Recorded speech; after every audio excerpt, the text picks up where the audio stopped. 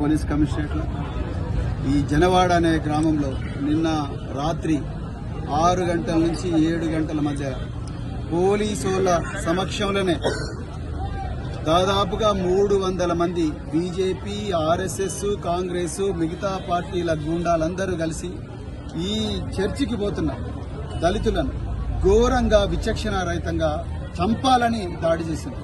దాదాపుగా 18 మందికి గాయాలైన, ఒక్కొక్కరికి 18 కుట్లు, 12 కుట్లు, 6 కుట్లు, చాలా మంది మహిళలు, చిన్న పిల్లలు, పెద్దవాళ్ళు, చివరికి దివ్యాంగులు, పోలియో వచ్చిన వికలాంగులను కూడా చూడకుండా విచక్షణారహితంగా రాళ్లతోని కొట్టిన పరిస్థితి. ఇవాళ హైదరాబాద్ కూతవేటు దూరంలో ఎక్కడైతే మరి వీళ్ళందరూ ఈ దొరల ఫామ్ హౌస్లు ఉన్నాయో, ఎక్కడైతే సైబరాబాద్ ఉన్నదో, ఎక్కడైతే ఫైనాన్షియల్ డిస్ట్రిక్ట్ ఉన్నదో, ఎక్కడెక్కడైతే ఒక్కొక్క ఎకరానికి 100 కోట్లు పెట్టి దోపిడీ దొంగలు మరి సంపాదించుకుంటున్నారో అదే ప్రాంతంలో ఉండే ఈ జనవాడకు, హైదరాబాద్ కు కూతవేటు దూరంలోనే ఇలా మరి ఇంత ఘోరమైన దుర్మార్గమైన దాడి జరిగింది.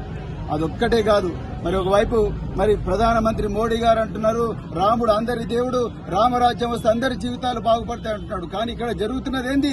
అయ్యా మోడీ, మీ రామరాజ్యం మీ శిష్యుడైన రేవంత్ రెడ్డి, కాంగ్రెస్ హస్తం గుర్తుతో ఎన్నికైన రేవంత్ రెడ్డి ఇవాళ ముఖ్యమంత్రి అయిండు. ఇవాళ ఆయన సాక్షిగా ఇవాళ ఇక్కడ దాడి జరుగుతూ ఉన్నది. దళితుల మీద, క్రైస్తవుల మీద, మైనార్టీల మీద, ప్రార్థనా మందిరాల మీద పట్ట పగలే దాడి జరుగుతున్నది. వీళ్ళు చేసిన పాపం ఏంది? వీళ్ళు కేవలం మా చర్చి ముంగటి నుంచి పాత తీరుగానే రోడ్డు వేయండి అంతే తప్ప కొత్తగా రోడ్డు వేయకండి అని. వీళ్ళు ఈ రోజు గ్రామ పంచాయతీలో సర్పంచులు లేరు, కేవలం స్పెషల్ ఆఫీసర్లే ఉన్నారు.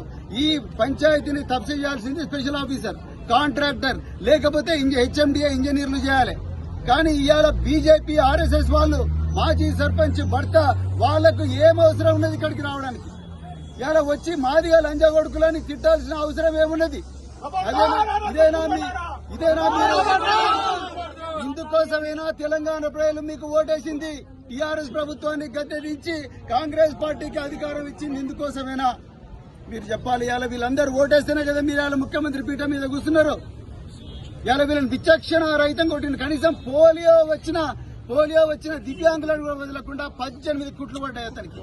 ఇవాళ పోలీసు వాళ్ళు నన్ను అరెస్ట్ చేసిండ్రు, బీఎస్పీ కార్యకర్తలు అరెస్ట్ చేసిండ్రు, ఈ తమ్ములను, యువకులను, ప్రజా సంఘాల వాళ్ళందరూ కూడా అరెస్ట్ చేస్తున్నారు. ఇక్కడికి వచ్చి మేము ఒక బస్సు మీద రాయలేదు, ఒక కారు పంచర్ చేయలే, ఒకరి మీద రాయలేదు, ఎవరిని కూడా ధ్వంసం చేయలేదు, ఒక్కరిని కూడా కొట్టలేదు. శాంతియుతంగా న్యాయం కావాలని ప్రొటెస్ట్ చేస్తుంటే మమ్మల్ని అరెస్ట్ చేసిండ్రు. కానీ ఇక్కడ గమ్మత్ ఏందయ్యా అంటే వీళ్ళను ఎవరైతే 300 మంది కొట్టిండ్రో ఆ 300 మందిలో ఒక్కడు కూడా దొరకలేదంట. 16 గంటలైంది దాడి జరిగి, 16 గంటలు దాడి జరిగినా ఒక్కడు కూడా దొరకలేదు.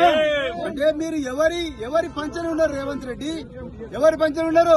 మీకు ఓటేసిన ఈ బహుజనులు, దళితులు, మైనారిటీలు, క్రైస్తవులు, లేకపోతే పేద బీసీలు వీళ్ళ వైపు ఉన్నారా? లేకపోతే మీరు దాడి చేస్తున్న బీజేపీ, ఆర్ఎస్ఎస్ గుండాల వైపు ఉన్నారా? మీరు ఇవాళ తెలంగాణ పిల్లలకు సమాధానం చెప్పాలి. మీరు ఇవాళ మీ పోలీసులు ఎవరి కోసం ఉన్నారు? మా కోసం ఉన్నారా? వాళ్ళ కోసం ఉన్నారా? వాళ్లను మా నుంచి కాపాడుతున్నట్టుగా మీ పోలీసు వాళ్ళు మాట్లాడుతూ ఉన్నారు. ఎక్కడ పోయిందండి మీ డీజీపీ? ఎక్కడ పోయింది మీ హోంమంత్రి? మీరే హోంమంత్రి రాష్ట్రానికి. మీరెందుకు రాలేదు మరి జనవాడకు? మీరెందుకు రాలేదు? రావాలి, మీకు దమ్ముంటే జనవాడకు వచ్చి చెప్పాలి ప్రజలకందరికి ఆన్సర్. ఎక్కడ పోయింది మరి మీ హోంమంత్రి? ఎక్కడ పోయింది? లేడు. మీరే హోంమంత్రి, వచ్చి చెప్పండి. మీ డీజీపీ ఎందుకు వస్తలేడు ఇక్కడికి? మీ కమిషనర్ ఎందుకు వస్తలేడు? మీ అడిషనల్ డీజీలు ఎందుకు వస్తలేరు? ఎక్కడ పోయింది మీ ఇంటెలిజెన్స్ వ్యవస్థ? ఎక్కడ పోయింది మీ స్పెషల్ బ్రాంచ్?